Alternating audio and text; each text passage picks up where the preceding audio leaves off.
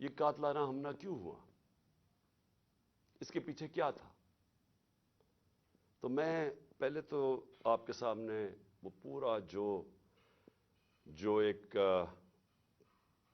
Trail ہے یہاں پہنچنے کے لیے کہ کیا کیا راستے میں ایونٹس ہوئے جس کی وجہ سے ہم وہاں پہنچے وزیر آباد پہ، اور اس کے بعد کیا ہوا، اور اس کے بعد میرے چند سوال ہیں، اور مجھے ان کے جواب پتہ ہے، لیکن میں قوم کے سامنے وہ سوال رکھوں گا جب میں یہ آپ کو ہر مرحلے سے لے کے جاؤں۔ سب سے پہلے کیا ہوا؟ رجیم چینج ہوئی، رجیم چینج کی پوری سازش ہوئی۔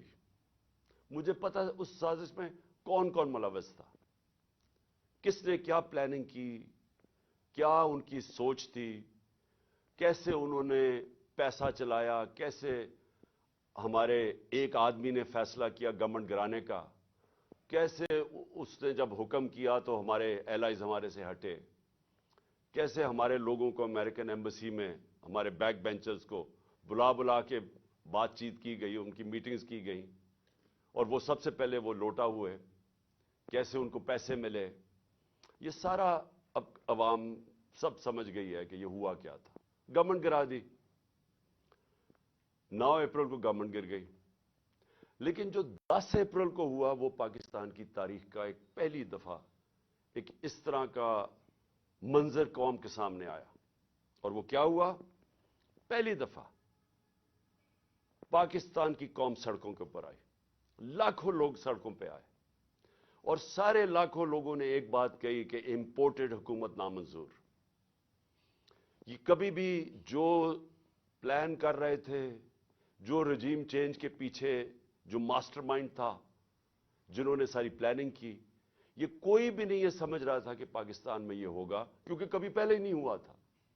گورنمنٹس گرائی جاتی تھی، مٹھائیاں بانٹی جاتی تھی، تو پہلی دفعہ ایک باشعور، ایک جاگی ہوئی، ایک بیدار قوم سڑکوں پہ نکلی، اور ان کو سمجھ آ گئی کہ یہ کیا ساری گیم ہوئی تھی، اور ان ہمارے اوپر اس ملک کے نامور ڈاکوؤں کو، جرائم پیشہ لوگوں کو مسلط کر دیا گیا۔ تو قوم کھڑی ہو گئی ان کے خلاف۔ قوم نے یہ واضح ایک پیغام دیا وہ سہولت کاروں کو، رجیم چینج کے جو لوگ تھے، جو غدار تھے، یہ ملک کے میں کہتا ہوں غدار تھے، جو میر جعفر تھے، قوم نے ان کو پیغام پہنچا دی کہ ہمارے لیے یہ ہمیں بھیڑ بکریوں کی طرح نہ رکھو، ہم اس چیز کو قبول نہیں کرتے، ہم انسان ہیں، ہم وہ لوگ ہیں جن میں اب شعور آ چکا ہے، اور پھر سوشل میڈیا کا زمانہ ہے، اب کسی کی آواز ہی نہیں بند کر سکتے، جس کے پاس موبائل فون ہے اس کے پاس آواز آ گئی تھی۔ تو اس کے بعد یہ سوچا گیا جنہوں نے یہ رجیم چینج کی کہ جی اب یہ تھوڑی دیر کے لیے چلے گا، پھر یہ ایک غبارے سے، بلون سے ہوا نکل جائے گی۔ یہ ساری چیزیں ہم نے سنی، پوری گورنمنٹ نے پھر تیاری کی، اور جو ہمارے اوپر ظلم ہوئے، ایک بجائے یہ کہ غلطی کر دی آپ نے، عقل یہ کہتی ہے کہ اگر غلطی ہوگی تو اس سے پیچھے ہٹ جاؤ، ریورس کر دو، الیکشن کروا دو۔ جو آسان طریقہ تو یہ تھا، میں نے تو الیکشن اناؤنس کر دیے تھے، لیکن پورا زور لگا کے وہ الیکشن مسترد کیے گئے، اور اس کے بعد پھر یہ ان کو جب مسلط کیا گیا، تو جب قوم بار بار پیغام دینا شروع ہوئی کہ ہم آپ کے ساتھ نہیں ہیں، ہم اس کو قبول نہیں کرتے، الیکشنز ہوئے، بائی الیکشنز ہوئے، اس کے رزلٹ سامنے آ گئے۔ کبھی بھی نہیں ہوا کہ اسٹیبلشمنٹ ایک ساری پارٹیز کے ساتھ مل کے کھڑی ہوں ایک پیج پہ، اور ایک جو حکومت سے باہر پارٹی ہو وہ 75% الیکشن جیت جائے۔ قوم نے پیغام دے دیا، لیکن بجائے اس کے کہ قوم کیا کہہ رہی ہے اس کی آواز سننے کے لیے، ایک طاقت کا استعمال کیا گیا، ہمارے اوپر تشدد کیا گیا، کیسز بنائے گئے۔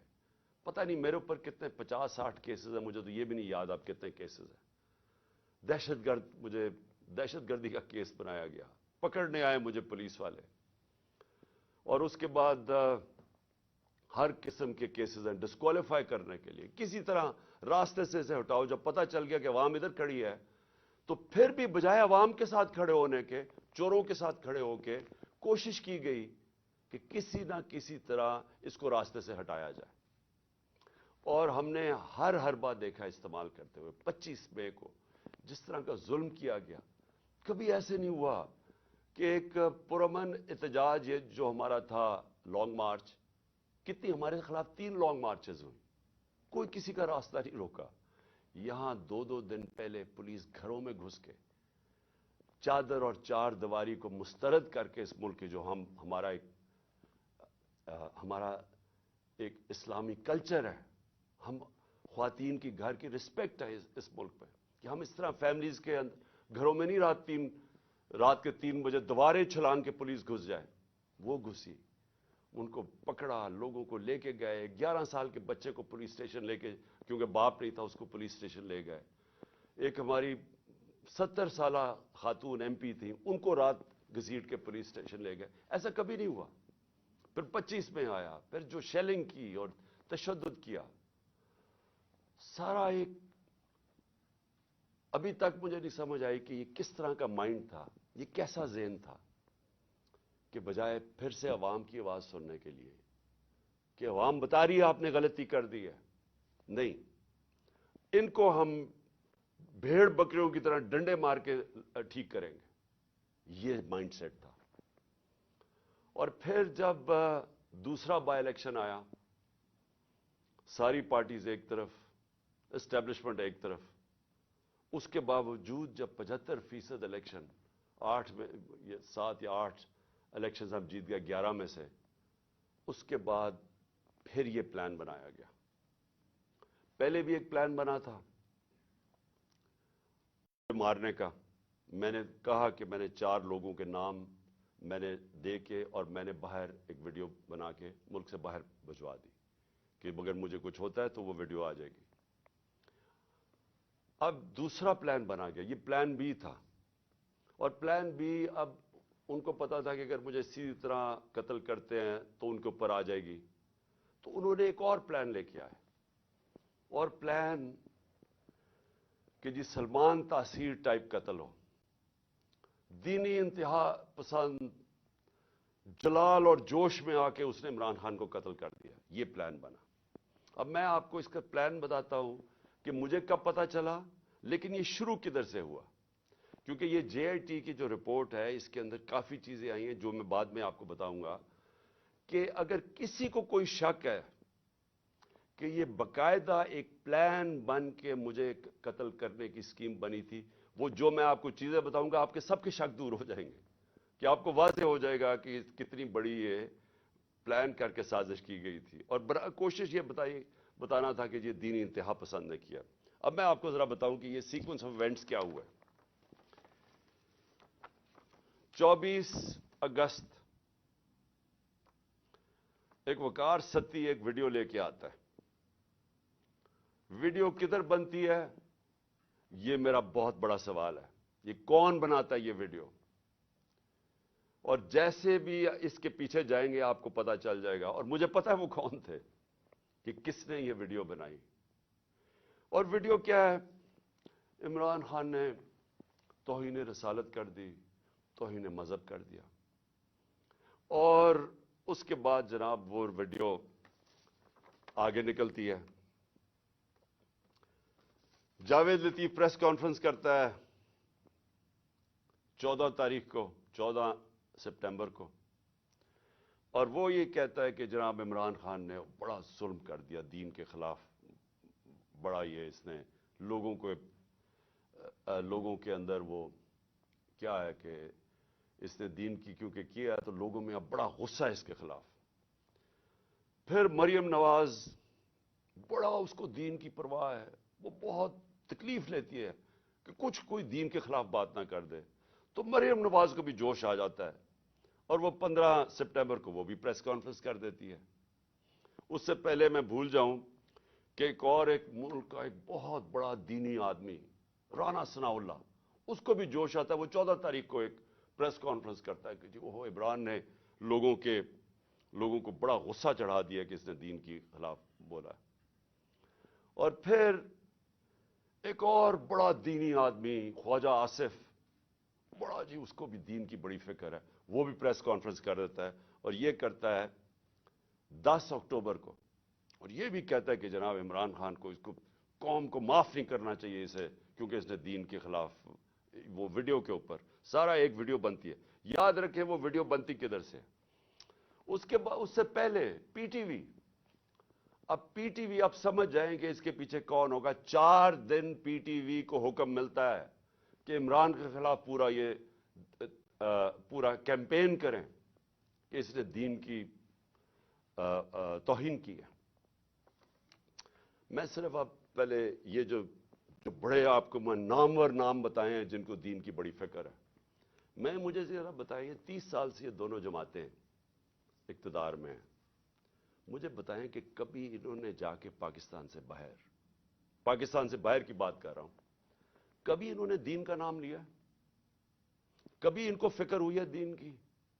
ये इनकी आप स्टेटमेंट्स उठा के देखें, ये बाहर जाके एक ही बात करते रहे. मैं 90 की दिहाई से बात कर रहा हूं कि जी हमें मदद कर दो मगरब, अमेरिका हमें मदद कर दे, क्योंकि अगर हम नहीं है तो दीनी इंतहा पसंद पाकिस्तान के ऊपर आ जाएंगे, बुनियाद परस्त दीन को पाकिस्तान के ऊपर छा जाएंगे. क्योंकि ये डराते थे ईरान के अंदर जब खोमेनी की इनकलाब आया, इस्लामी इनकलाब आया, तो ये हमेशा जाके मगरब को खुश करते थे कि पाकिस्तान में भी वो इनकलाब आ जाएगा अगर हमारी अब मदद नहीं करते.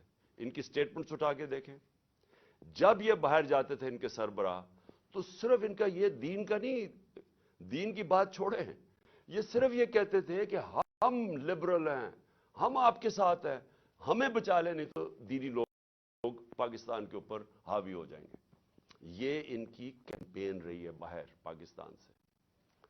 मैं वाहिद, और मुझे फख्र है इस चीज़ के ऊपर, लेकिन वो इसलिए नहीं कि मैं कोई किसी वोट लेने के लिए कर रहा था. ये मेरा अकीदा है, ये मेरा ईमान है, और सिर्फ जिसका ईमान हो तो वो जिस तरह की बातें कर सकता है. और मुझे बताने की ज़रूरत नहीं है कि हर इंटरनेशनल फोरम पे मैंने अपने, जो हमारे मुसलमानों से ज़्यादतियाँ होती हैं जो मगरब में रहते हैं, इस्लामोफोबिया, और फिर जो नबी सल्लल्लाहु अलैहि वसल्लम की शान में गुस्ताखी की जाती है, उसके ऊपर वाहिद, मैं चैलेंज करता हूं, मैं वाहिद वो पाकिस्तान का प्राइम मिनिस्टर हूं जिसने इसकी बात की है. हर इंटरनेशनल फोरम पे बात की है मैंने, और फिर से मैं रिपीट करता हूं कि मैं किसी को खुश करने के लिए नहीं कर रहा, ये मेरा ईमान का हिस्सा है. और मैंने इसलिए नहीं की कि मैं वो जाके कोई पॉइंट स्कोरिंग कर रहा था मगरब में जाके. मैं मगरब को बड़ी अच्छी तरह जानता हूं. मैं, जो हमारे मुल्क पाकिस्तान के लोग मगरब में रहते हैं और मुसलमान मगरब में रहते हैं, मुझे पता है उनके ऊपर क्या दुश्वारियां गुजरती है. मुझे पता है हिंदुस्तान में इस वक्त मुसलमानों के ऊपर क्या हो रहा है, जो मुसलमान हिंदुस्तान में. इसलिए मैंने हर फोरम के ऊपर ये बात उठाई. मैं अपने जो लोग जो मुश्किल वक्त से गुजरते हैं, जो उन मुल्कों में रह रहे हैं, मैंने उनके लिए बात की कि बड़े मुश्किल हालात में वो गुजरते हैं, उनको छेड़ते हैं, बुरा भला कहते हैं, और औरतों ने जब अपना सर कवर किया हो उनको जाके गालियां निकालते हैं कई दफ़ा सड़कों के ऊपर. और जो मुसलमान लगे, यानी जिसकी दाढ़ी हो, और वो जो लगता था, अब तो खैर दाढ़ियां ट्रेंडी हो गई हैं, तो उनके ऊपर ये बातें, उनको आवाज़ें लगाते थे लोग. तो मैंने उनके लिए कहा था. और फिर ये जिस तरह सारे हमारे मुसलमानों को तकलीफ होती है, हमें वो तकलीफ पहुंचती है जब हमारे नबी सल्लल्लाहु अलैहि वसल्लम की शान में गुस्ताखी की जाए, तो ये मैंने हर फोरम पे उठाया. उसके ऊपर ये प्रोग्राम तैयारी हो रही है कि जनाब वो आदमी दीन की तौहीन कर रहा है.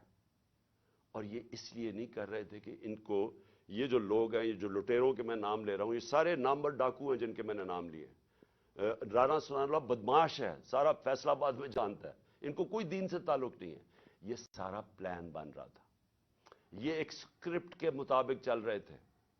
मुझे अंदर से 3.5 साल में गवर्नमेंट में रहा हूं, मेरी अंदर से, जाहिर है मेरे कनेक्शंस हो गए थे, मुझे अंदर से, एजेंसीज के अंदर से पैगाम आया कि ये प्लान बन रहा है आपको कत्ल करने का, दीन के नाम पे, वही सलमान तासीर वाला कत्ल. तो मैंने फिर 2 जलसों के अंदर इसकी बात की. मैंने 7 अक्टूबर को मेरा एक जलसा था, और उससे पहले 24 सितंबर को मेरा जलसा था. उन दोनों जलसों में मैंने ये बताया कि ये प्लान बन रहा है मुझे कत्ल करने का, क्योंकि वो जो 4 थे बंद कमरों में जिन्होंने फैसला किया था, उन्होंने ये सोचा होगा कि अगर वो कत्ल तो उनके नाम आ जाएंगे, लिहाजा उन्होंने इस स्टेप पर डाला कि जी वो दीनी इंतहा पसंद इश्तियाल में आके उसने इमरान खान को कत्ल कर दिया। ये प्लान बना था और उनको पता था कि इससे उनको उनके ऊपर से उतर जाएगी बात। तो ये सारी प्लानिंग बननी शुरू हुई तब से। और फिर वजीराबाद, अब वजीराबाद में क्या होता है मैं जरा आपको फिर बता दूं, याद करा दूं कि हुआ क्या। वजीराबाद में वो जब उस लड़के ने गोलियां चलाई, ये जो नवीद या जो भी उसका नाम था, तो सबसे पहले एक चीज याद रखें कि उसने पिस्टल से रैपिड फायर किया। मैं आपको ये बता दूं, मैंने पिस्टल शूटिंग की हुई है। पिस्टल शूटिंग के अंदर अगर आप सिंगल शॉट भी चलाते हैं और अगर आप प्रैक्टिस ना हो तो वो भी ऊपर चला जाता है, कभी ट्राई करके देख लें। लेकिन अगर आप रैपिड फायर करते हैं तो वो नामुमकिन है, जब तक आपको प्रैक्टिस ना हो वो नामुमकिन है कि वो सीधा ऊपर ना चला जाए। इस लड़के ने, और अगर वो पीछे से वो इब्तिसाम हमारा हीरो ना आता, वो भी अल्लाह ने बचाना था मुझे, वो ना ऊपर उसके हाथ करता तो वो ये सारी गोलियां ऊपर लगनी थी। वो क्योंकि उसका हाथ लगता है वो उसकी गोलियां नीचे लगती हैं, लेकिन उसका हाथ ऐसे जाता है, वो ऊपर नहीं जाता। इसका मतलब वो ट्रेंड आदमी था, तो वो उधर से गोली आती है। लेकिन जब मैं गिर रहा था, मेरी टांग पे जब गोलियां लगी, क्योंकि टांग पे जब गोलियां लगी मैं गिर गया, तो जब मैं गिर रहा था मेरे ऊपर से गोलियां, और मुझे वाज़े हुआ कि दो मुझे सुने, एक उसका बस्ट सुना और उसके ऊपर एक और मैंने 2 बस्ट, यानी किसी कहीं और से भी गोलियां आई। मैं कहता रह गया कि सामने से गोलियां आई हैं, क्योंकि मुझे ऊपर से गोलियां मेरे गुजरी जब मैं गिर रहा था। तो एकदम मैं अभी हॉस्पिटल पहुंचता ही नहीं हूं, शौकत थाना पहुंचता नहीं हूं, इसकी स्टेटमेंट आ जाती है, एक रिकॉर्ड करके इसकी स्टेटमेंट आ जाती है। और रिकॉर्ड स्टेटमेंट कैसे आती है? इसकी रिकॉर्डेड स्टेटमेंट आती है कि मैं अकेला था। यह सबसे इंपॉर्टेंट चीज है, किसी ने इसको प्रोग्राम किया हुआ था। अगर आपको शक भी हो ना कि ये आदमी, ये तोता इसको पढ़ाया नहीं हुआ था, तो इसकी आप पहली स्टेटमेंट सुनना कि मैं अकेला था। भाई क्या जरूरत है आपको कहने की मैं अकेला था? आपने तो ये पढ़ाया गया ना कि जी मेरा बड़ी तौहीन हो गई मजहब की, इसलिए मैंने इमरान खान को मार दिया। स्क्रिप्ट तो ये थी। अकेला किधर से ऐड हो गया? इसलिए अकेला था क्योंकि अगर और थे तो इसका मतलब कि दीनी इंतहा पसंद ने नहीं मारा। अगर और पता चल जाए गोली मारने वाले, तो इसका मतलब कि पूरा एक प्रोग्राम बना हुआ था इमरान खान को कत्ल करने का। तो इसलिए उसने, मैं अकेला था। और उसकी जो पहली स्टेटमेंट थी वो भी बड़ी मजेदार है। कौन से पुलिस, अभी गोलियां लगी है मुझे, अभी मैं हॉस्पिटल भी नहीं पहुंचा, तो कौन सा पुलिस एक स्टेटमेंट उसकी रिकॉर्ड करके तो जाके सिलेक्टेड लोगों को देती है, वो जो कि मुखालिफ है तहरीक इंसाफ के, उन रिपोर्टर्स को देते हैं जो हमारे खिलाफ है। अब ये जरा सुने, उसकी स्टेटमेंट आती है और स्टेटमेंट रिकॉर्ड कौन करता है? डीपीओ गुजरात अपने फोन से उसकी स्टेटमेंट रिकॉर्ड कराता है, और डीपीओ गुजरात उसके फोन से किधर जाती है स्टेटमेंट, वहां रुकती नहीं है स्टेटमेंट। यानी चले अगर आप अपने लिए, आपने पुलिस ने अपने लिए स्टेटमेंट रुकानी, चले वो भी मान लें, लेकिन नहीं, अभी तफ्तीश भी नहीं हुई, एफआईआर भी नहीं कटी, और वो स्टेटमेंट किसको भेजता है? अब जरा देख लें। वो रिकॉर्ड करवाता है 1 घंटे के बाद स्टेटमेंट, लेकिन 6:01 में गरीदा फारूकी ट्वीट करती है। वो 6:02 वकार सती, जिसने पहले वीडियो रिलीज की थी, वो ट्वीट करता है। 6:02 में मुर्तजा सलंगी ट्वीट करता है। वो 6:03 में ट्वीट करता है।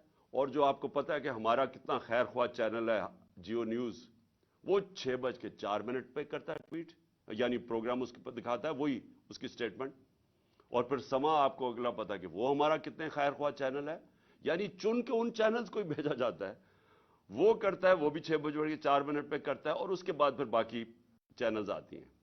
تو سب سے پہلے ڈی پی او جو سٹیٹمنٹ ریکارڈ کراتا ہے اس کی، وہ سب سے پہلے جاتی ہے ان رپورٹرز کو جو کہ سب کو پتا ہے کہ اس وقت تحریک انصاف کے مخالف ہے۔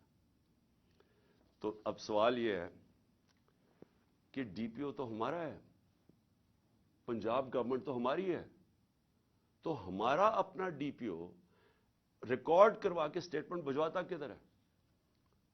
اور پھر جو اگلا سوال یہ ہے کہ ہمیں یہ ڈی پی او کی کوئی سٹیٹمنٹ آئی کہ جی شروع میں کوئی عجیب سی سٹیٹمنٹ اس کی آئی، تو میں یہ بھی چاہتا ہوں کہ سارے آپ دیکھ لیں کہ ڈی پی او کیسے، کیونکہ یہ سی سی ٹی وی فوٹیج پہ آ گیا، ابھی میں بعد میں آتا ہوں کہ یہ ڈی پی او گجرات نے انکوائری سے کتنی ہماری مدد کی، لیکن وہ میں بعد میں آتا ہوں۔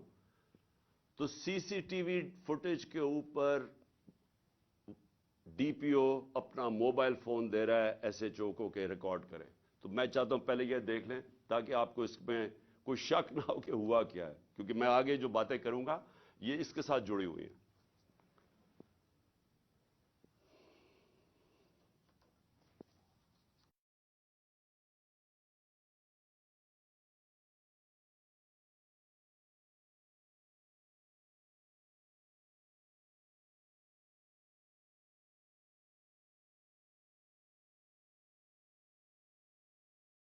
کہانی جاتی ہے، مجھے تو پہلے ہی پتا تھا کہ کون اس پہ پیچھے ہے، کیونکہ میں نے تو آپ کو کہا کہ میں نے پبلک جلسوں کے اندر سٹیٹمنٹس دے دی تھی کہ یہ میرے اوپر پورا پلان ہو رہا ہے۔ تو ظاہر ہے جب مجھے پتا تھا پلان ہو رہا ہے، مجھے یہ بھی اندر سے پتا تھا کہ کون اس میں ملوث ہے۔ اب میں نے 3 نام، جب میں ہاسپٹل پہنچا میں نے 3 نام دے دیے کہ یہ 3 لوگ ہیں جو کہ اس میں ملوث ہیں۔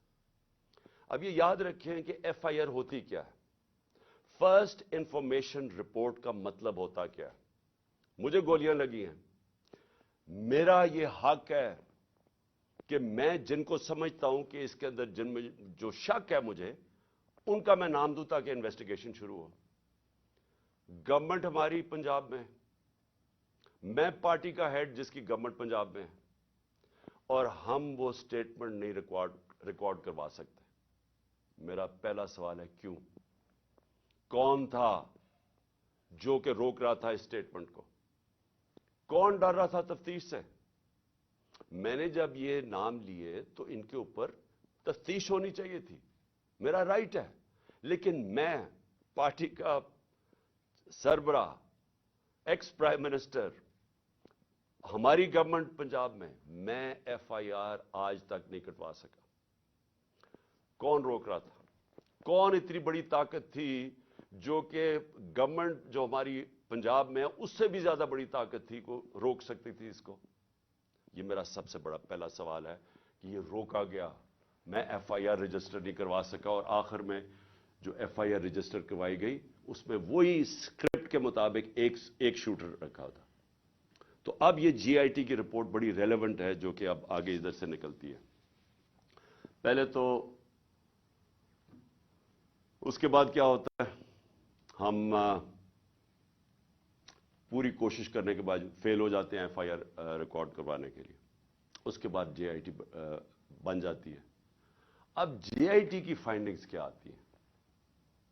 اب تک جے آئی ٹی کی فائنڈنگز کیا ہیں؟ اور میں یہ آپ کو بتا دوں کہ جتنی مشکلوں سے جے آئی ٹی آپریٹ کر رہی ہے، کیونکہ وہ میں آپ کو بتاتا رہوں گا کہ کون اس کے اندر کوآپریٹ ہی نہیں کر رہا ہے۔ جب جے آئی ٹی نے ڈی پی او کو کہا کہ آپ کا ہمیں موبائل فون کی ضرورت ہے، ہمارے نیچے پنجاب گورنمنٹ کے نیچے ڈی پی او منع کر دیتا ہے، ڈی پی او واضح کہہ دیتا ہے کہ میں نہیں آپ سے کوآپریٹ کرتا، آتا بھی نہیں ہے۔ اب ہمارے ہوتے ہوئے ہمارا ڈی پی او گجرات، اس کو اب عدالت کے ذریعے بلایا جائے گا جے آئی ٹی کے اندر۔ پھر کیا ہوتا ہے؟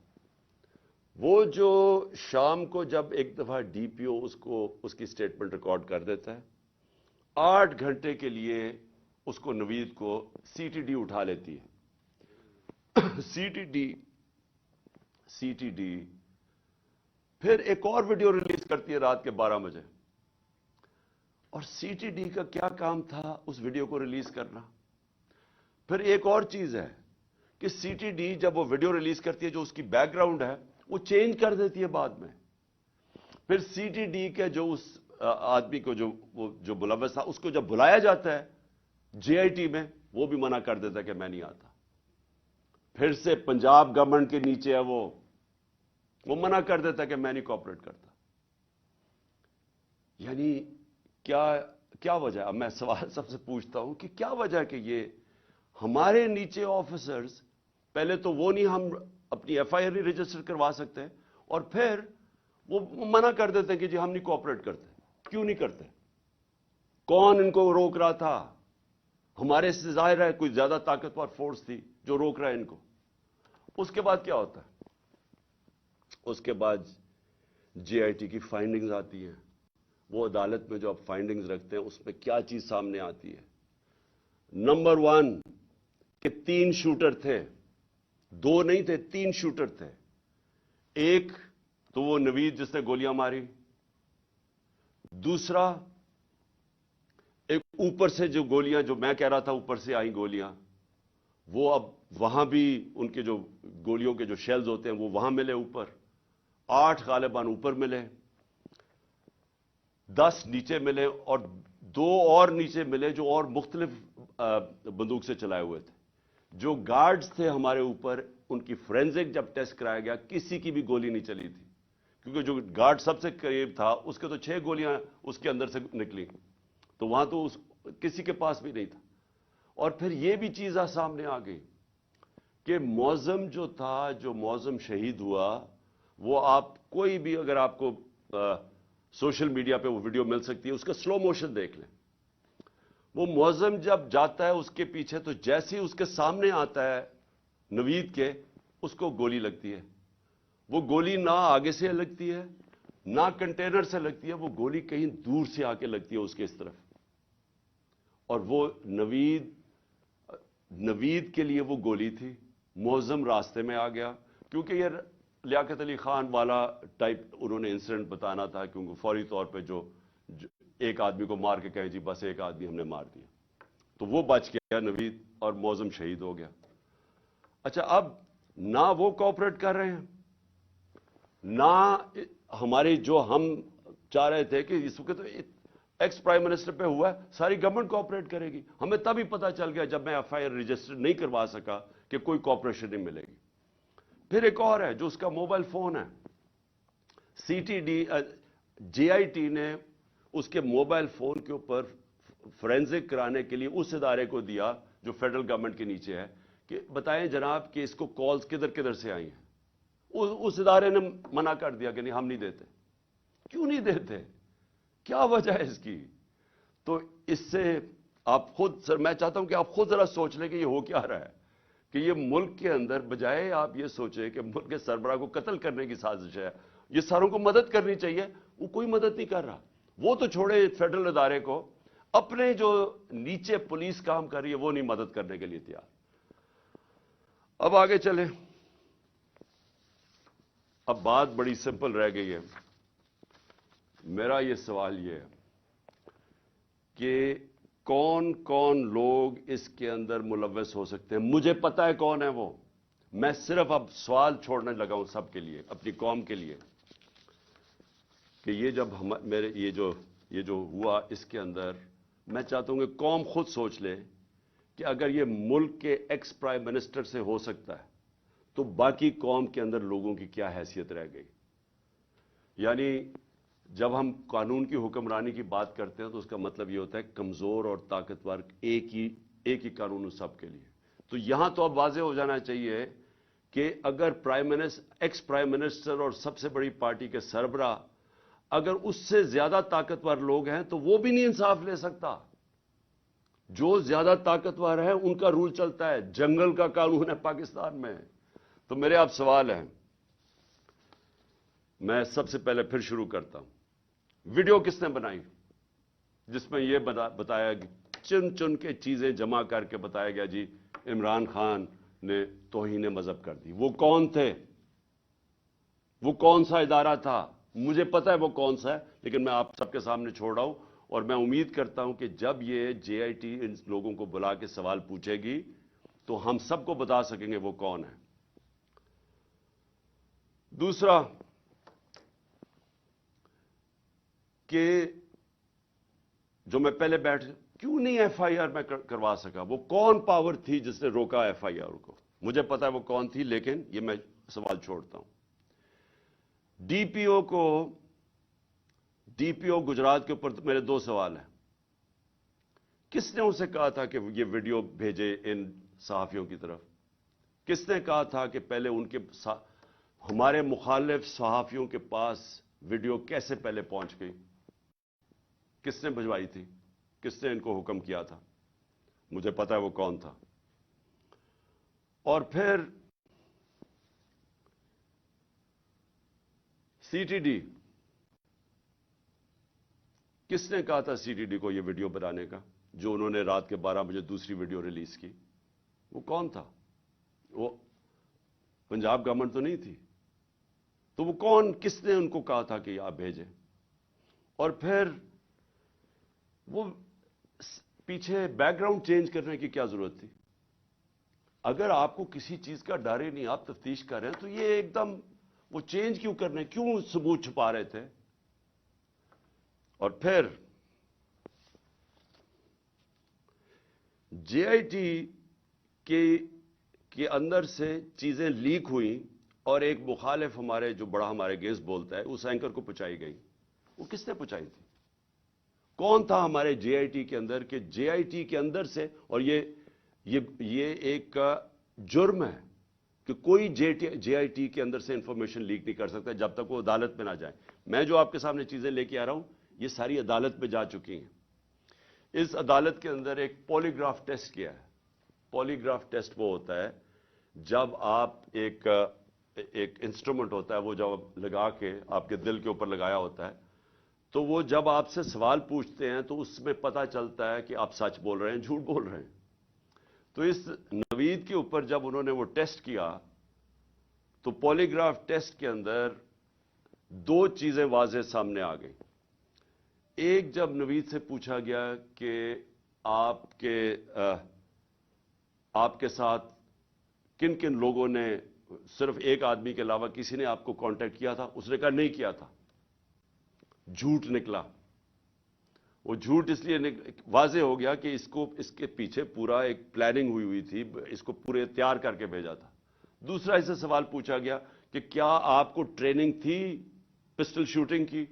اس نے کہا کوئی ٹریننگ نہیں تھی. وہ پھر جھوٹ صاحب آ گیا پولی گراف کے اوپر، کیونکہ ظاہر ہے وہ ٹرینڈ آدمی، اس کی ٹریننگ کروا کے بھیجا گیا تھا. تو سارا جو انہوں نے پورا کیس بلڈ کیا تھا کہ ایک دینی انتہا پسند نے عمران خان کو قتل کیا، اور اسے شروع میں تو کہا کہ میں نے مار دیا ہے، تو وہ جو سارا کیس تھا وہ سارا کیس انہی جے آئی ٹی کی فائنڈنگ سے ختم ہو جاتا ہے. جس وقت 3 شوٹر آ گئے تو اس کا مطلب ایک پلان طریقے سے یہ اسیسینیشن اٹیمپٹ تھی. اور جب اس کے اوپر یہ بھی چیزیں واضح ہو گئی کہ اس کو ٹرین کیا ہوا تھا، تو اور پھر یہ بھی پتہ چل گیا کہ یہ کوئی دینی آدمی نہیں تھا. جس طرح وہ جو میں نے خواجہ آصف وغیرہ کے نام لیے ہیں، رانا ثناء اللہ وغیرہ کے اور مریم نواز کے، یہ کوئی دینی لوگ نہیں ہیں. اسی طرح یہ بھی کوئی دینی آدمی نہیں تھا کہ جس کو بڑا اشتعال میں آ کے یہ کچھ کرے. تو یہ بھی ایک پلانڈ اسیسینیشن اٹیمپٹ تھا. میں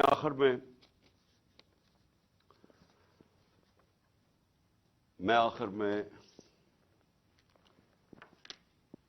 سوال پوچھنا چاہتا ہوں ان لوگوں کو جو اس ملک میں طاقت رکھتے ہیں. میں ان لوگوں سے آج سوال پوچھنا چاہتا ہوں جو مجھے پتہ ہے اس کے پیچھے تھے. مجھے یہ پتہ ہے کہ نون لیگ کے اوپر سربراہ ان کے پیچھے تھے، مجھے اس کا واضح ہے. مجھے یہ پتہ ہے کہ رانا ثناء اللہ جس کے لیے قتل کرنا کوئی بڑی چیز نہیں، وہ پیچھے تھا.